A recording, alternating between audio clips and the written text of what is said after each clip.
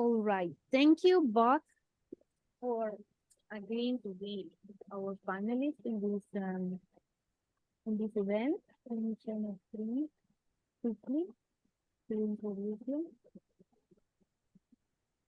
So our speakers are Dr. Camilo Moreno and Dr. Herminso Gomez.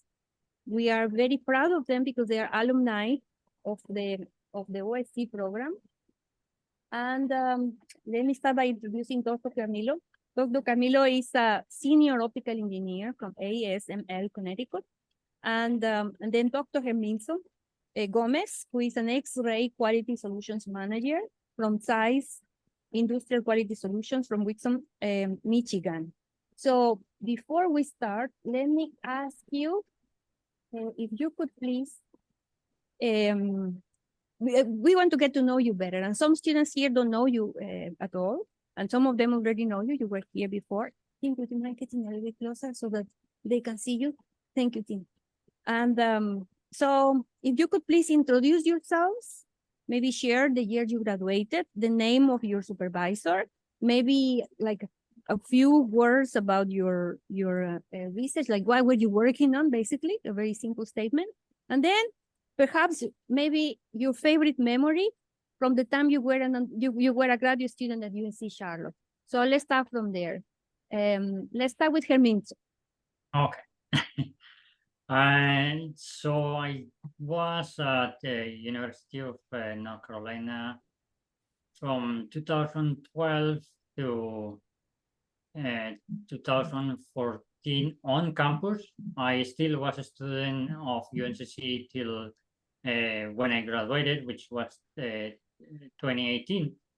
But what happened was I left campus to take an internship and then a full-time job. So I finished my dissertation while I was working.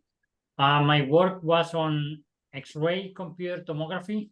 I was working at the building that is in front of the optical building, which is mechanical. I work for Stuart Smith on X-ray computer tomography metrology. So how to use X-ray CT. CT is computer tomography for dimensional metrology.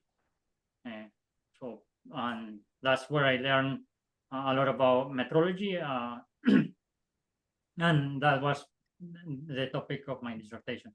I do like to mention that I came to UNCC through Dr. Borman because I was first at Orlando, Florida, at Creole. So I started my PhD there, but then during the second year, I decided to move to University of North Carolina. I got a master there in order to just move after Dr. Borman moved to take the chair of the department.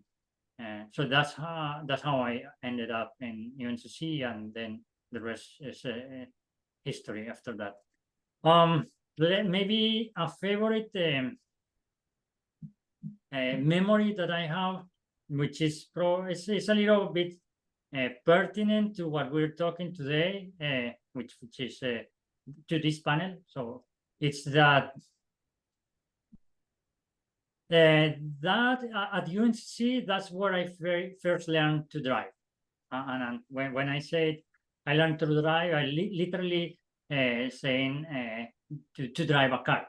So where I grow up, I didn't have a car. I never owned a car. And when I did my bachelor, I live in a very big city where you can find public transportation everywhere. Plus, I was a poor student, couldn't own a car.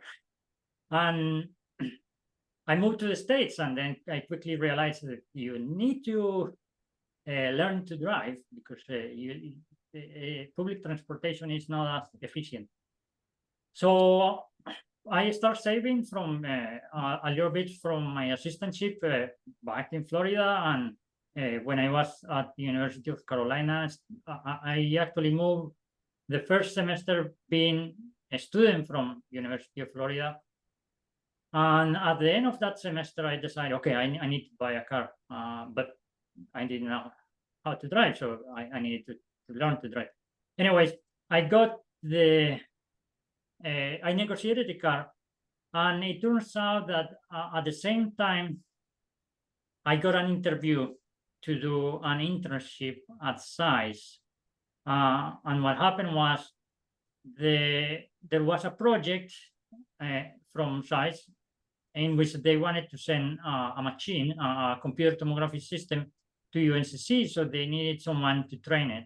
And they interviewed a couple of candidates. I was one of them.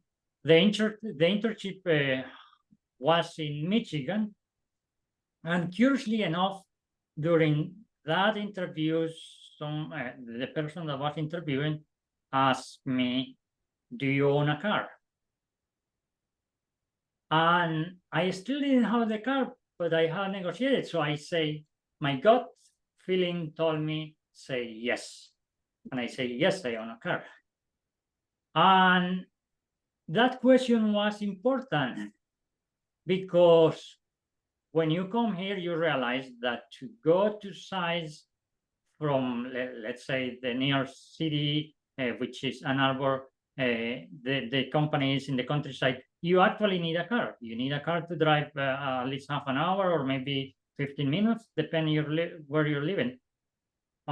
So that was good that I had the instinct to answer correctly, and I wasn't lying. I had a car already negotiated, but I didn't know how to drive.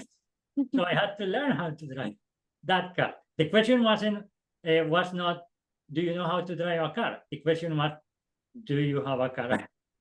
So it's a nice memory I have, pertinent for today, because of I got the internship at the end, not just because I had a car. There were other questions, but that was an important question, but because the interviewer was looking, among all other things, my intellectual ability, he was looking on making sure that I have a way of transportation.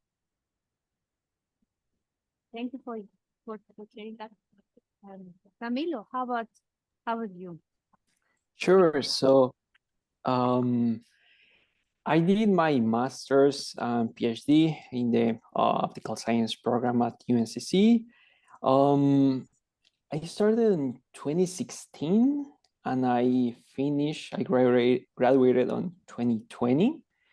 And I work under the supervision of Dr. Borman. We investigated infrared antennas and how to come up with impedance matching techniques in order to improve their performance. So that was my mainly my dissertation project. It was a very exciting project that I really liked because it spanned from simulation, look at the theory, modeling tools toward and use that in order to guide the design of the antennas. And that gave me an opportunity to actually go to the clean room over there at Agri Hall, fabricate my own antennas, and then use the tool that Dr. Borman has in his lab in order to actually test the antennas and see if what I designed, what I was expecting based on theory and simulation was actually true. So it spanned like the whole different disciplines or different like ways to approach a problem. So it was like very, very good experience for me in order to get a lot of skills, a lot of experience that then it will be very helpful for my career. And this is a good segue in order to answer the second question about like the favorite experience at UNCC, in which it was, I think it was like October, September 2020. So it was like still the pandemic. The access to Greek was a little bit restricted. So not many people will be able to like go to labs and do research. But I was lucky to have access to the lab. And I was actually testing in the lab the antennas that I fabricated. And the favorite memory, I think, was like at night, like 8 p.m. It was late, and I was like tired because all the experiments that I planned didn't work before. Until that night, I was able to see the results that I was expecting to see, that will enable me pretty much to graduate. So it was like very rewarding to finally see all the hard work I put like in the simulations, in the fabrication, and in the testing to realize and actually see the physics like in front of your eyes, the optics in front of your eyes. So that was a very, very rewarding experience, and that I still remember for sure. Yeah. Right. Okay, so let me ask the next question, and then I'm going to open the floor in case you want to ask anything else. The first question, I would say maybe the question. How did you transition from being an international student to securing positions, the positions that you have right now? In your case, Camilo, as a senior optical engineer, do you want to start with this question, please? How was your transition like? Who is starting? Camilo? Let's start with Camilo now so that we can change the order. Yeah. It's going to be reverse in order. Sure. So since the question is specific towards international student case, which is my case, I would say you have to navigate through the application process and be aware of different, I would say, like regulations that are in place for different kind of positions, depending on the work that the company does and the research if they do. That might pose some restrictions. For example, if they are working on defense, that kind of stuff. So you, as an international student that you don't have a green card, then those kind of positions will be, yeah, you wouldn't be able to apply to them. So you have to be aware of that and focus your job search towards the positions that do not require that. And there are plenty of them out there that they just work in the private sector and they don't have to do anything with defense. So be aware of that is key for your search. And yeah, that's pretty much the most important thing that you have to be aware of.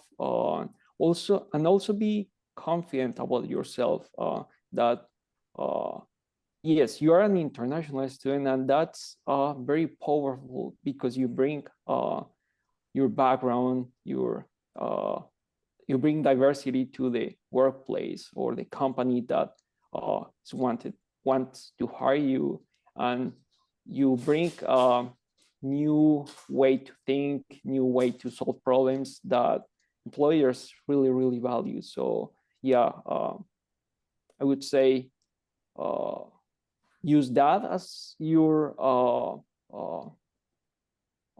like the card that you bring towards the interview or the person that is interviewing you.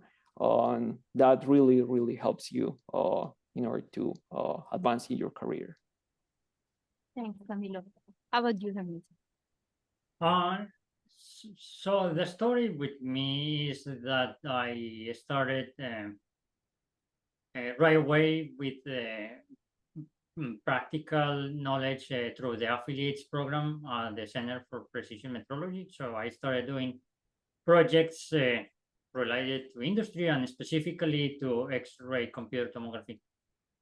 So I let myself be known in the industry rather quickly. In fact, I had an internship with SAIS, that first one, which of course I had to take that car that I learned to drive and then take it to the highway and move to University of North Carolina to Michigan and be here, and then experience a kind of a real industry environment with people at the company, dealing with real problems. I mean, my day-to-day was more learning the system, but I got to relate to people. Then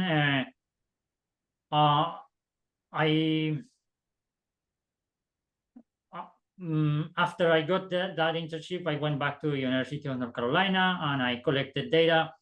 But even before I got to graduate, like 2 years in after I finished my classes, and in fact, in my case, it was a little faster because I already had a lot of classes that I transferred from University of Central Florida, but I still had to take a couple and then take the qualifier. Once I passed the qualifier, I focused on taking data for my dissertation, and I came to SAIS a second time for a longer internship, and that internship was for 1 year.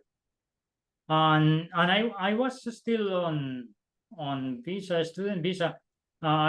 It's the regulations say that, of course, if you work, then you cannot receive funding from university. So like the research system is not valid anymore. So I needed to subsist with the funds from my job.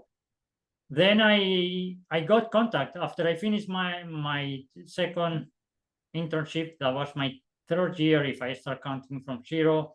So I was to around my fourth year, and I was seriously thinking on finding a job, and I was waiting if SAIS would hire me after that internship. But they kind of didn't move really into creating something for me. And maybe they took me for granted at that point. Maybe they were waiting for me to end the internship.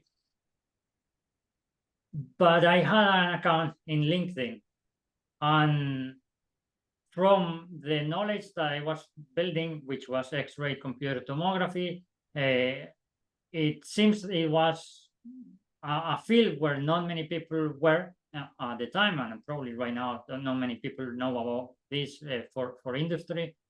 In medical, there are lots of people on that, but not in industry. And then I got contact by through LinkedIn directly by some other competitor from SAIS that wanted to hire a person, and they become interested in my background. That was Nikon, so I went to work for them, and I worked full time for them, and for 4 years. And most recently, SAIS contacted me again about 4 years ago, and they wanted to give me now a position which will imply a little bit of a move up in terms of position. Now I will become a solutions manager or a product manager. There are many definitions. And then I decided to come back. And now regarding everyone's situation is different, but you just be aware that when you finish school, if my path might have been a little bit different, but once you finish school, you have the option to ask for a practical training kind of visa, and I think Camilo did that at some point. You get 1 or 2 years granted, so you can stay in the country even after you graduate to get practical knowledge, get a job into industry or so, or even into academia. It applies for whatever kind of a job. You can find a job after that with that kind of visa. And as Camilo said, you might have limitations into certain fields, but once you get, if you're good at what you do, and if the companies really want you, and they have the capabilities, especially big companies, they will be willing to sponsor you through a green card. So you can apply for your green card, and that is something you need to consider well when you're looking for jobs or where to go. Smaller companies are more difficult or don't have the resources to help you with that, or startup companies also be aware of that. Startup companies can promise you a lot, but I don't know at the end if they can deliver. Big companies, more established companies, they certainly, if they like your background and they think you add value, they will help you with the process of getting your green card. Can you please repeat the name of that? You mentioned a practical extension. What was the name? Say that again. Practical training. Camilo, can you comment about that? I think you went through Sure. it. Sure, there's actually two kind of ways to get like work authorization. One is CPT. I don't recall his practical training something, but that's kind of like temporal before you finish your studies, your degree. So that's very useful for you if you want to do internships. So I did a couple of internships through that option. You can go to the ISSO website and also ask the people in there. They will give you more information, how's the process work and the paperwork, but pretty much you just need like an offer from a company offering you an internship, and then the whole process starts. You need authorization of your advisor, of course, so everyone is on the same page, of course, and you can just leave like for the summer, for example, to do the internship. And once you finish, there's the OPT, optional practical training, in which you get to apply what you learn during your degree in the actual real job market, right? In the real world. That work authorization last 1 year, but for STEM majors, which optical science is one of them, you get an extension of 2 extra years. So at the end, you get 3 years in which you can work in industry with a job offer. Of course, there's a different kind of regulations that you have to be aware of, but it's just a matter of you sitting down, reading and getting familiar with the laws and the different procedures, and it's totally doable. And as Herminso said, it's very important that during that time, that 1 year plus 2 years, you secure a position in a company that will align with you in order to sponsor you beyond that time. So that's something you have to be aware of and be bring on in the actual interviewing process, so everyone is on the same page. So yeah, that's an important aspect to consider in the job application process. Yep. Thank you, Camilo. So let me, I have like 11 questions, but I want to make sure your questions are answered. So if you have a question, just let me know, raise up your hand and you can come over here and speak at the microphone. If anybody wants to ask a question, otherwise I can keep going. Do you want to come over here so they can see you?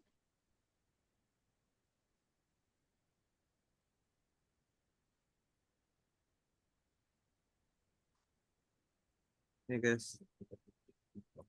Yeah, thanks for all this information. I just wanted to follow up what was just said.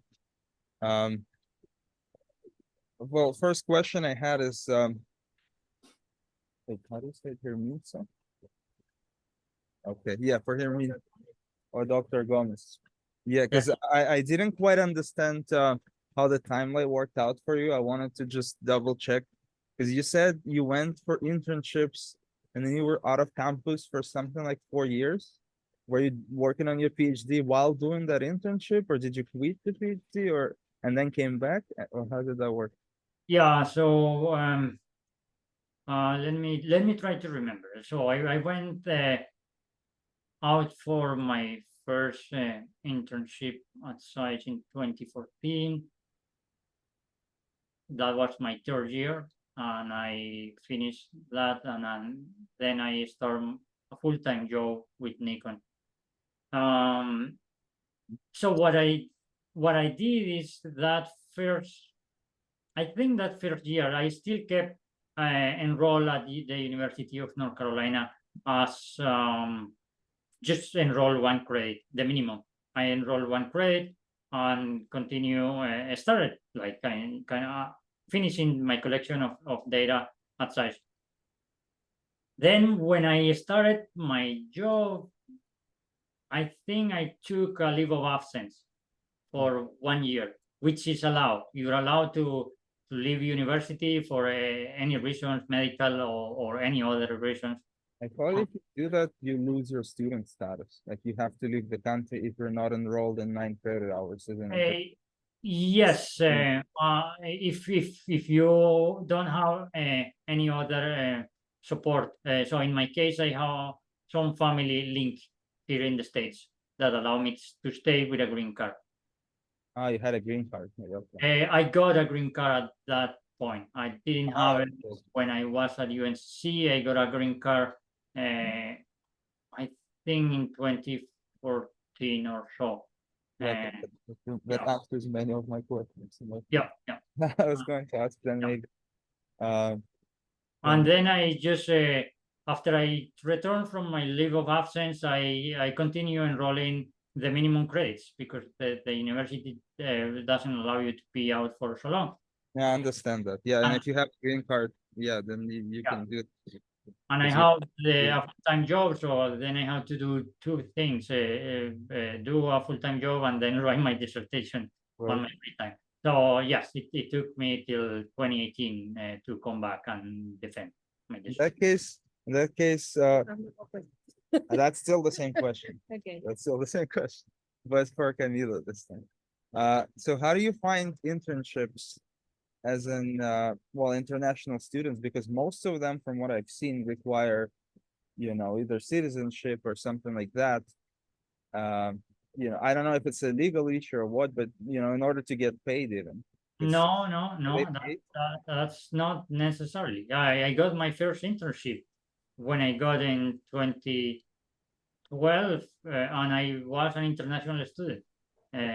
Were so- those internships paid or did they cover tuition? How did that work with the university, with the funding? Oh, it's a summer internship, so you're not paying university. You're not a student. Okay. Is the internship paying you? Because if you're Correct. in Yes. university in summer, then you're not getting paid by the university as well. Yeah. So it is possible to find something. It is, and Camilo did it twice, I Okay, think. then, Yes.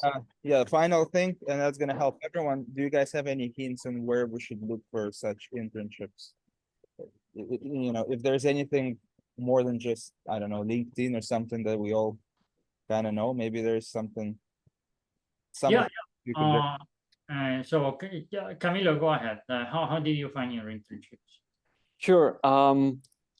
Yeah, I can share the methods that work for me. So the first internship that I found was at HP Hewlett Packard, and I actually found it through the newsletter that the University of Arizona, the optics department over there sends. So you can go to their website and sign up to their newsletter. Most of the information is like regarding events happening in the University of Arizona, but at the end, when you scroll to the end of the newsletter, they post like job openings with the partners that University of Arizona have in the industry. So I read the job openings at that time, and there was internship opening for HP. So I just clicked the link, I submitted like my information, went through the interview, And yeah, I got the offer, and it was a paid internship. And as I said, for F1 students, there's this option for you to use this CPT, I believe it's like curricular practical training, I believe, in which during the summer, since you are not taking classes, you are allowed to work in the industry. It has to be, of course, position related with the field that you're working, that you're studying. So that's something that you have to take into account. And yeah, it's totally possible. Then you go through the whole HR process, and yeah, you get a new I-20 for that CPT, special CPT, and work authorization and all that. And that was the first internship that I got. The second internship was the following year. It was 2019. Again, I was browsing job postings, and in this time I used Indeed, I believe, and I saw a job internship opening for in Facebook, and I thought I was a good fit following like the description of the position.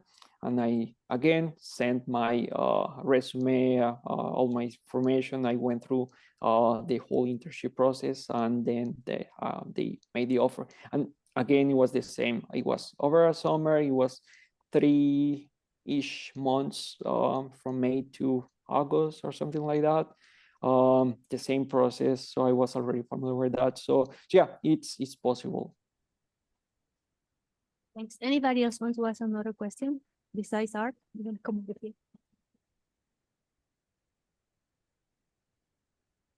The newsletter that you mentioned, was it from Arizona, right? You said something from the University of Arizona? Yes. Yeah. I can send. That would be wonderful, please. Sure. Yeah, I can send you the link. Maybe to you, Dr. Porras, and then you can distribute to the And I think students. it's also Optica has like a jobs option, Optica, and we can actually build up different resources, so we can. Yeah, there are a lot of resources online that post jobs. Any online resource like SPIE, or, Optica, or universities post jobs, and internships are considered job. So those are post there too. The other thing that you can do is upload your resume. They call it resume in the States. In some countries call it CV, but you have to you have to adapt to what they use here. They use a resume which is a single page, or at the most 2. It has to be very brief, summarize what your experience is, and focus on experience and knowledge in one page. You can upload that on certain companies. There are certain companies that even don't have job postings, but you can just openly upload your resume, and they will call you when they have an opening, especially for an internship or for a job even. I remember I did that at Intel, and I got a call at some point. I was at the university taking classes and collecting some of my data, and they called me, and I rejected that one because I already had kind of a plan. I had my plan to come back to an internship at SAIS the second time. In addition to that, you can also get internships through networking with the UNCC affiliates. There are several programs of UNCC affiliates. The one I was associated with was from the Center for Precision Metrology. Every semester, so the affiliates come. If you go to the mechanical building, at the entrance where the affiliates, where the CPM or Center for Precision Metrology is, there is a list of the affiliates. I think there are more than 10 or 12 companies. And those companies are companies that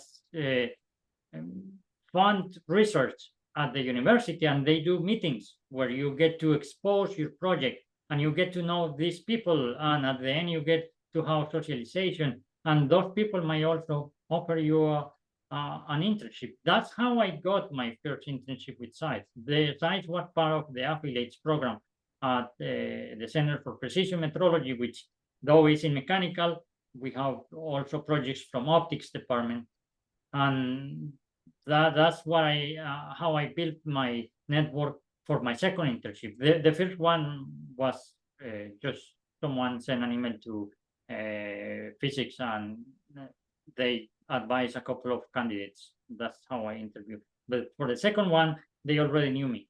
The other places where you can find internships is in conferences. You go to the SPIE or the Optica conferences. There are places for jobs, and part of those jobs might be internships. Thanks, Herminso. We have another question. Hi, Herminso and Camilo. My name is Anna. I'm a second year student. I wanted to ask you, when would you recommend us to start looking for internships and jobs? And the second question that I have is, how did you convince your advisors to let you get 2 internships? Because as you know, a lot of research is done during the summer. So maybe 1, that's doable, but 2, it seems a little bit too much. Yeah, I let Camilo I answer. should say Anna is my PhD student, so she just convinced me. Camilo answered that question first. Sure. So how to balance that? Yeah, it mainly depends on your relationship with your advisor. So you want to be a good student, so you will get that chance, right? And also you have to have clear communication with your advisor and be aligned on the future for your career. So, for example, if you want to go into industry, you know that's where you want to get your career to. It's very valuable for you to get experience before you graduate in the industry. That will make your profile, your resume stand out from other people, other applicants. So if you have had that conversation with your advisor, of course, will support you for your development in your career. So yeah, that support will come having that you are a good student, right? So you want to keep up with your research. You want to do this internship during the summer, which won't impact that much your research, the papers, the projects that you are working on. Of course, if needed, you are not like, okay, I'm gonna forget and everything during this summer. No, I had to like still do some work, analyzing data, writing, and so on during the internship in order to keep up. Because once you finish the internship, you have to continue your research, your thesis, your projects, and so on. So it's kind of a balance of those 2 things, that you want to build your resume towards your goals in your career, but also you want to graduate, right? Because yeah, you can take 2, 3, how many internships you want, but if that's gonna impact your time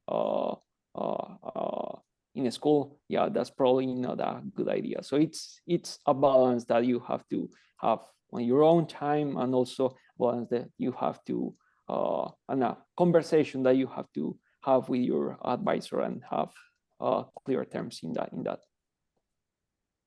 And I will say the best situation will be if you can get an internship that is fully aligned with your dissertation topic, which was my case. The dissertation I did was with data collected in a size machine in a size system, computer tomography system that I was operating at UNC. And coming to the internship, the first one was for training on that system. And the second one, after 2 years, was to complete the collection of data for my dissertation, because the system was taken off from the UNC. The system was on loan for 2 years, and the university couldn't purchase that equipment, was quite expensive, and the company couldn't let the system sit there for any longer, so they took it back. And then I moved with the machine to finish collecting my data. Of course, they needed to justify that move. The company couldn't just have me there collecting data for free. I had to do something for them, and that was my internship. I had to work in a contract inspection lab where I would do measure parts for customers. But I had access to their equipment. I could stay late or use my free time, or leave my samples scanning overnight. So I was doing both, collecting data and doing some job for the company. But it was fully aligned.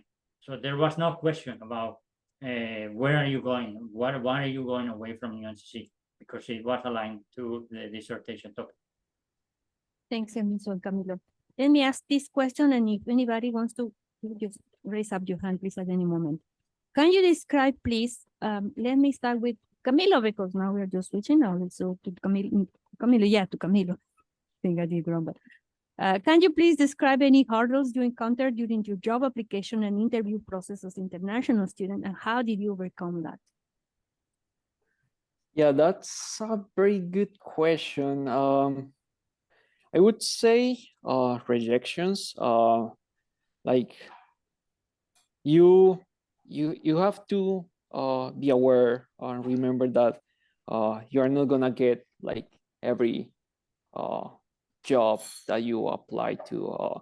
There's gonna be a lot of rejections for sure, and you have to remember that you have gotten this far because you have talent, you have the skills, you are a good researcher, you are a good applicant, but sometimes the job position is just not for you either. The team just looking for a specific profile that is not you, and that's fine. You just have to keep looking and just don't put yourself down just because rejection. So yeah, it's not easy, but yeah, you just have to remember that you are a very talented person, a very good researcher, and keep that in mind in every single interview that you have. Thanks, Camilo. Your advisor, who happened to be my chair, gave me this wise advice. Just know that 9 out of 10 are going to be rejected. So you better get on your 9 rejections as soon as possible. How about you, Herminso? What would you share? Don't take it personal. I think the major hurdle that you might encounter during this process is that you have been in academia, or you've been studying for way too long, and we have no experience interviewing and negotiating.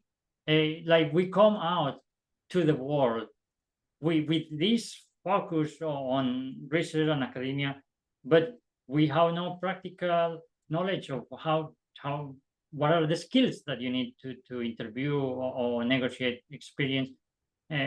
And it's a mental game, because you have a small window of time where someone in the other side is trying to get acquainted to you and determine if you're a good fit or not. And you are in the same situation. You're trying to impress them or to demonstrate them that you're the candidate that they should hire. And it becomes this mental game because there is people from human resources. They have lots of experience interviewing people. They have interviewed hundreds and hundreds of people in their timeline. So they know how to do the questions to you or trick you to make sure to eliminate you quickly or something like that. So my advice is you have to read, you have to talk to people that has gone through this process and practice. You practice before the interview, practice with your friend, practice with your partner, and be ready for tricky questions. There are situations in which they are fine, they don't ask, but there are situations in which they ask tricky questions. One of the most common tricky question is they ask you, okay, tell me what's your greatest weakness, and there you are. How do you reply to that? And I mean, if you say your weakness, then that might turn against you. If you say, I don't know, I'm a procrastinator or something like that, that's probably not a good answer.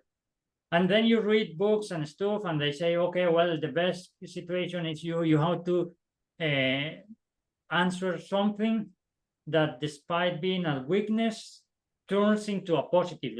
Let's say, for example, that you are a perfectionist. So you stay late doing your job because you're too perfectionist and you want to finish everything on time and all of that. I just found that question a little bit funny. I thought for a while, I haven't, for the jobs that I got, I didn't go through a lot of tricky questions, but I have had other interviews that I even do just for practice. Even if I'm not looking for another job, I put myself out there just to practice. Even if you're not looking for a job, you can do this as an exercise. And I found my perfect answer when they asked me that, and I did once to one person, and it was funny to see the reaction. They asked me, okay, so what's your greatest weakness? And I say, my greatest weakness is my accent, because I'm not a first language speaker of English. So yeah, my accent is my greatest weakness because I'm never gonna be speaking like a local. And I think I speak well, but there might be some people that don't understand my accent at first, or might need to listen a little more twice. And this person felt a little bit embarrassed when they hear my answer, like, oh, no, everybody has an accent. Yeah, no worry, that's not a weakness. To me, that was the best answer I could find, that without like falling into a tricky situation. Genius. Okay, so let me ask the next one, unless somebody wants to ask anything. No, so let me ask you this question. What specific skills or knowledge you gained during your graduate program that have been the most valuable in your current job? Herminso, let's go now for Herminso. Can you say it again, please? What specific skills or knowledge that you gained during your graduate program have been the most valuable in your career? Could you actually, I want to make it a little bit harder. Could you pick if 3 words? Yeah. Like this and this and this? No, that's fine. So the most, the best skills that I could gain from my grad school is practical knowledge. So I gain experience in the lab, gain experience in something that have relevance in the industry, but especially do cross collaboration teams and do something that is practical. Now that's one, but I think the other one that is great is communication. So learn how to talk to people, how to expose your work, expose yourself to conferences, and let your work speak for you.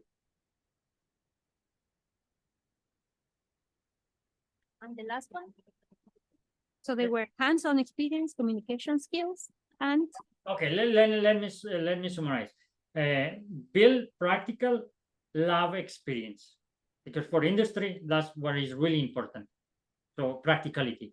And the second one is to speak about what you do in layman terms. So learn to communicate well. And this is something that can be hard sometimes because we are used to a small circle and we talk to our peers, we talk to experts, and we get into all the technicalities. But sometimes you need to be very succinct and summarize what you do in a couple of minutes. You might be talking to someone that has no idea what your field is, but that's the person that is going to hire you. So you need to learn how to explain that very quickly in a short period of time. all right, thanks. How about you, Camilo? Sure. I will highlight communication as well, but I will twist it with collaboration. So in industry, chances are that you are going to be working with people with different background than it's not going to be physics, it's not going to be optics, it's probably going to be mechanical engineering, electrical engineering, software development. They have no idea of optics or physics, or maybe they may have just basic understanding. So you have to be very knowledgeable of the way you communicate your ideas, so it's easy to understand for them, and also to upper management, because at the end, those are the ones that make the decisions either for the project, either for the company, for your salary, and so on. So you have to be very clever on how to communicate that. And you get that with just practice communication with people outside your field. So even at the university, you can communicate your ideas with people from other departments and so on, just for yourself to start building that skill that is going to be very valuable in your job.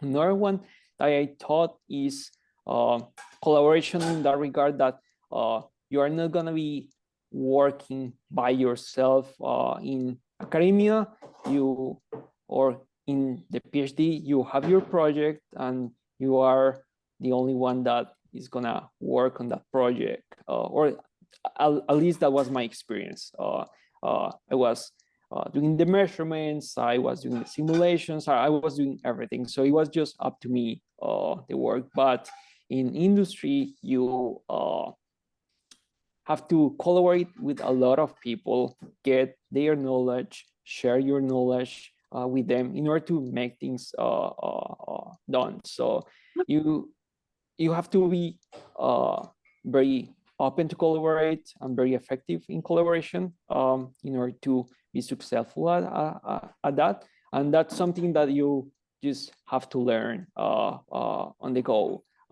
So be mindful of that you need to maybe adapt yourself if you are not doing that right now. And the third one that I would say is that know very well your fundamentals. So by that, I mean that you need to know the fundamentals that you learned through school, your education, the PhD, of different maybe subfields of optics, physics, because you are not going to be an expert in all of them. But if you know the fundamentals and you know where to look for their information, literature, you do your research, that's gonna help you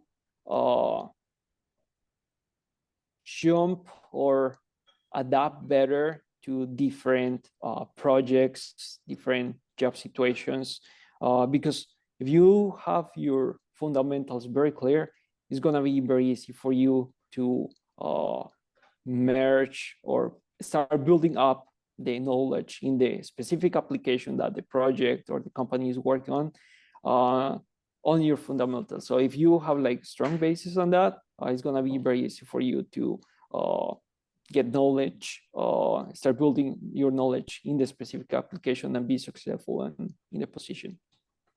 Thanks, Camilo. If you have a few more minutes, I just would like to use this time to ask the panelists if you want to share something that we haven't asked you, anything that you consider that would be useful for the students here. So let's go with Herminso. And we ask you first. Is there anything that we haven't asked you that you would like to share with us, with the students, with the attendees? Yeah, and it's fine if we go a little, or at least from me, if we go a little over, it's fine. I don't have time pressure at this point. There was a salary negotiation. We haven't talked about salary negotiation, and that's very important too. I kind of mentioned it a little bit in negotiation in my previous question, but we didn't go into specifics. And salary is an important part of when you get a job. And the first I would say is try to avoid the pressure from recruiters, because they try to overload you with questions. And one of those questions is, okay, what's your salary expectation? And if you haven't been in your market and you haven't done your research, which you should know how much is the value, or how much at least our range, still don't give up that number. When you study negotiation strategies, it says that the person that gives the figure first is in the losing end, and that's because there can be situations you might give a number that is lower than the actual salary they will pay you, and they go from there. They pay you less. So avoid the money conversation. Leave it for last. Leave it for last. You first need to figure out a lot of other situations. So this is a right fit. What's the culture of the company? What is the job description? And at some point you cannot avoid anymore. Then you get into salary negotiation, and then you can ask them. You ask them to give that number first. So okay, well, what's the salary you have? Like, what's the range? And then you can negotiate from there. Have in mind that even if they are the first to give you a figure, that might not be set in stone. Companies know this, at least in the United States. In the United States, people negotiate their salaries, so they have room. The salary they give you is probably not the highest that they have, because they are expecting you to counter negotiate, like counter offer. So there is always room to negotiate. You can get from that initial offer, you can get maybe 5,000 or 10,000 more. It depends on what you're looking for. So be aware of that, and talk to your peers. If you get an offer, call to a friend and say, what do you think about this? Or if you don't have friends with experience, call your advisors. They know, and they can tell you if the offer is a good one or not. I think the first time I started getting job offers, I even showed it to Professor Moreno, and he said, "Oh yeah, this is a good offer." Thanks. How about you, Camilo? Is there anything else that you would like to share that we haven't asked you? I would say two things. So be prepared for the interviews. Do your research with the company that you're interviewing to. Look through their webpage, what are the technology that they are working on, like the fundamentals they are working on, because chances are that they are gonna ask you about, hey, what do you know about such and such company? And it's good for you to be prepared for that. Also practice, as Herminso said, questions, answering questions for interviews. And also when you apply to job position, try to tailor your resume for the position that you are applying. So look through the job description, the skills that they're list in the description, and tailor your resume in order to make it look good for the person that is gonna review the resume. Or chances are that nowadays it's gonna be an algorithm, so you have to be aware. You want your resume to pass that filter. So yeah, make sure you tailor your resume for each position that you want to apply, so you increase your chances in order to get an interview. Once you get an interview, yeah, you put your best foot in order to make a good impression. Okay, so let me try to summarize what we said. So from learning how to drive, celebrating eureka moments, we should know that even though you might not have your green card, there are limited options, but still several options, right? And you can find many opportunities, for example, in the website that you just sent us, in conferences and other websites. There are possibilities like the practical training that you can apply for. For STEM, we are very happy that we have a 3 years opportunity in terms of the time that you can work for somebody to show that you can apply what you have learned during the PhD. When you go to the industry, you may face rejections, and you also, which it's okay because that's how life happens, but you also need to learn some negotiation skills to be able to raise your salary as much as possible. And as Herminso said, I like that. You better ask them how much they're willing to pay for your salary beforehand. I mean, before you said what your limit is. And then make sure that during your PhD, you get the time to get some hands-on experiences, practical experience. You learn how to communicate for non-experts so that you can also collaborate with others. That will help you not only for your hiring process, but also to work with collaborators in your work. And one very big contribution from Herminso is really learn about how to negotiate your salary. I think that was a big one from you. And from Camilo, make sure that your resume is tailored for each specific job applications that you are submitting. I try my best to summarize everything. I hope I managed, but of course there was a lot more said that I couldn't say.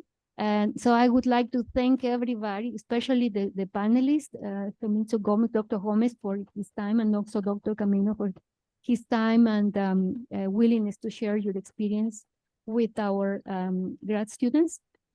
And this is recorded, so let me stop the recording now, but you can now clap if you want to.